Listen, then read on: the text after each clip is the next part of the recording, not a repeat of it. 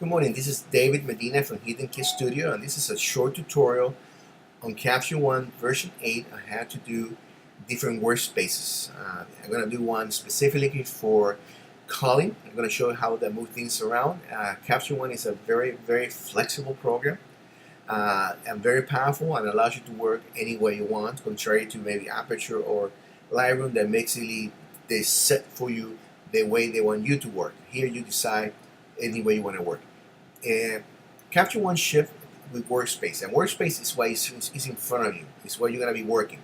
The typical default workspace for Capture One has the tab bar or the toolbar on the left, the images on the bottom, the thumbnails or the browser, and then the viewer in the middle. So you have the tools, browser, and viewer.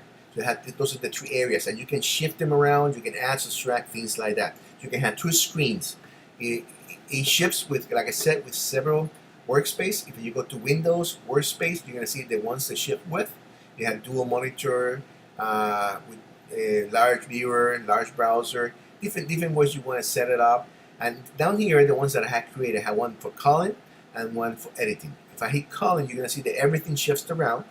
I have my thumbnails, my browser on the left, the viewer in the middle, and then on the right I have a reduced tool set. You can see up here that I have a very reduced tool set. I have the catalog, I have the information panel, which is the metadata and so on.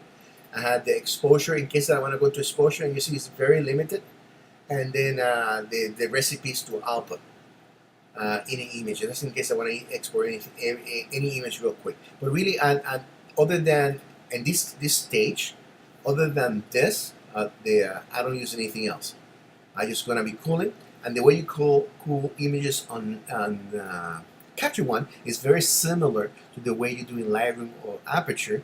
The only difference is the Lightroom has the pick set, the pick and unpick, the flag, which is very useful. Lightroom doesn't have that. Lightroom only has the rating, a star system rating, and the color tagging. Those are the only two ones. So what I do is the keepers have 1 star, outtakes has no stars. That's how I do it myself, and that's why I use a smart catalog here. You see the keepers is a smart catalog, and it has the 1 star are the only ones here, and the outtakes have nothing. And that this is not a smart album. This is a regular album. So once I select this, or I go to the master files, I can rearrange the way they're displayed on the screen. I put it by rating. You're going to see that the 1 star and above are going to raise to the top, and I look for the ones that are not selected. For example, this one, and then I just basically move them to outtakes. Because this is an album. It's like collections and smart collections albums. Collections or albums, whole images virtually. There's nothing moved here. I didn't move anything. They're still in the original folder, but I just virtually moved the images to that album, the outtake album, and just for organizational purposes. And a smart album or smart collection is one that you set some parameters, and basically, let me show you. I guess that's the best way. Let me look at this keeper, which is my smart album. I can edit the smart album, and I can set up how I want it to behave. I can have multiple search criteria, and it will organize my information the way I chose. So as you can see, I have a rating 1 star. If I go to different, like for example, album pick, and I edit, you'll see that I have it set up by color. Any image that is red, color, tag, will be identified and organized there. Nothing is moved again. It's just a way to virtually organize my images to make it easier to sort through them. Of course, I can come here anytime and select how I want them to sort out, and it does the same thing. But I like to do it this way because you just with 1 click I can move things around. I can look at things in very quickly. So let's go back to my keepers, or let's go to a master file which shows everything. Okay, and so this is my like I said, this is my calling workspace. Browser with thumbnails in the left. You can change the way the thumbnails are displayed. I like it this way, and then when I select an image here, I can just quickly If I want to compare two images, I just select both, and I can see both there. And then I can make any kind of, the only thing you have to be careful, you put one star because they're both selected. You need to be careful that you don't put more than one star in that you're in a mode, because that's the only thing you have to be careful about. Okay, so that's my calling uh, workspace. One thing that is very nice, I don't know you have noticed, you have this here, which it tells you, let you know where you focus on, and you can see it on the viewer, and you can see it on the thumbnails. So when you turn that on, you can look over your thumbnails, which you can even make bigger if you want to, and you can look over your thumbnails and see which ones are in focus, which ones are not in focus. You can see what they're focused on. So that makes it very, very nice, just to see where the focus was on. Here the focus is a little bit off their faces, but because I was using a fairly large aperture, there is no much problem. So again, here you can see that it's in her face. So that's one thing about that. This is the highlights and shadow blown warnings. This is basically a grid, so it helps you in composition. So that's one thing that you can do very nicely when you're calling your images. Then when I'm done with my calling, then I just go to Window, Workflow, and go to my editing workspace, which is completely different. Because now I'm going to concentrate on the image. I want it larger. I have the thumbnails browser on my left. I have my tool set on my right. And as you can see in the default, this tool set was on the left. Let's go back to the default so I can show you how you do it. So let's go to the default here. As you can play with them, you're going to see that everything changes. So the default, the browser, image browser is in the bottom. The viewer is in the middle, and usually that's where you're always going to be. On the tool set is on the left. So that's how you move things around.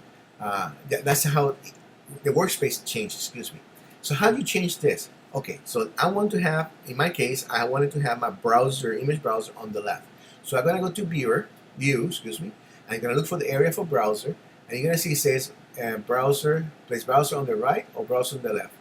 I went on the left, so what I have to do first is put the tool tab on the right, because it's going to look for wherever there's an empty space, and the only area there's empty space right now is the right. So it doesn't matter if you want to look on the browser on the tool tab, it's going to tell you you want to put it on the right, because it's the only place there is a empty space. So if I go to tools, say place tool on the right. If I go to browser, place browser on the right, because that's the only empty space. So I want the tools on the right, so I go there, put them there. Now I go back to view. I'm going to put my browser on the left because that's the only space available, and it's going to move it there. So now I have it basically the way I want it, but because I want to look at more than one thumbnail at a time, I'm just going to move it here. And you can move this on the fly just to change things around, and it's set. So the other thing I did was I reduced tools here, and I reduced it to the very minimum that I wanted. And the way you reduce, you just click on the right, and you see you have two areas: tools, which are the individual tools here, and then you have the tool tab, which is the tool tabs here. And you can just basically say I want to remove a tool tab. Let's say I want to remove composition, and it asks you, are you sure you want to do that? You can bring it back anytime, so no big deal. And it will take that away. Let's say I want to remove a batch, or let's say a local adjustments, because I don't want to do any local adjustment, and it's going to keep reducing things. Another thing you can do is you can move this around by pressing Command key. I can move things around the way they work best for me. The last step I do is export, which is the recipes here. It's this wheel here. This is color tab. This is exposure tab, and I want to have the keywords. Let's see, this info keyword. I just move it here. So that's how you move things around. And once you're happy with it, just go to Window, Workspace, save Workspace, and just give it a name, whatever you want to call it. Just call it Test for the sake. So now anytime I want to go back there, I just go to Window, and I look for test, and it will rearrange my entire screen the way I want it. Another thing you can do, you can move these things around. Like for example, I want to have exposure below here. I can do that. If I want to just float it for a second, so I can just concentrate on that, I can do that. I can just put it back. For example, the way I would like to work, I like to have the white balance first. So I'm going to add a tool. I'm going to add white balance. This white balance here, I just move it to the top. And then I work in exposure. Then I work in dynamic range. I can work with levels and curves. I add clarity. I may want to add the color balance. And I may want to add also sharpening and noise reduction. It's just here, tool, noise reduction. So I use and I can close, I can minimize this each one. Each as you can see, each one, some of them has an auto setting that which automatically I analyze your image. I found that the auto settings on Capture One work much better than in Lightroom. I hardly ever use any auto setting on Lightroom, but in Capture One I find myself using it quite a lot. The A up here is auto setting everything, and the A each section may have one, like this one. The white balance has one, and you see I click it, and it does a very good job. And that's basically how you set it up, and then and then you can just basically save it as a workspace for editing if you want. So that's basically how you set up your workspace and you move things around. It's very flexible. You can basically you can change it as you go by, and you find out, well, I'd rather do it this way. I want to change a little bit, mix things up and down. You can increase the size of this. You can use the scroll wheel. You can make this bigger and smaller. So you can go here, and by just clicking here, you can go full, or you can go by clicking one, you go to 100%, and by clicking two, you go to 100%. Or by clicking here, you go one, you go down in steps. So that's the way it works very nicely. If you hit, let's say, attention is fit. So that's how this basically you arrange your workspace. Hope that helps. Hope my trying to speak fast didn't mess up.